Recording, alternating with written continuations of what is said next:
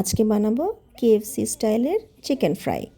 তার জন্য আমি নিয়েছি ব্রয়লার চিকেন। চিকেন ম্যারিনেশনের জন্য লাগছে সয়া সস, লবণ, গোলমরিচের গুঁড়ো, আর যদি চান একটু ঝাল করতে তাহলে লাল মরিচের গুঁড়ো মিক্সড করতে পারেন। আমি চিকেনটিকে ওভারনাইট ম্যারিনেট করে রেখেছিলাম।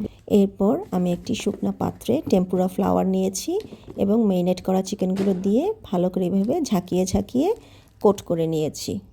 আপনারা হাত দিয়ে করতে পারেন, কিন্তু সেই ক্ষেত্রে হাতে লেগে যায় এবং কোটিংটা সুন্দর হয় না। এইভাবে যদি একটা ড্রাই বক্সের মধ্যে নিয়ে এভাবে ঝাঁকিয়ে করেন অনেকটাই ইজি হয়ে যায়।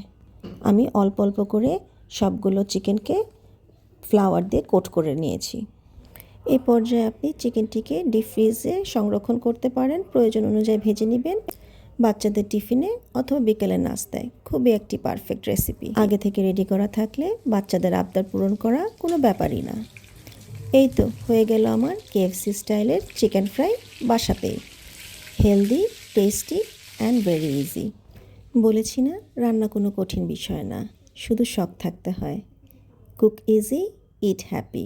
এতক্ষণ আমার সাথে থাকার জন্য থ্যাংক ইউ।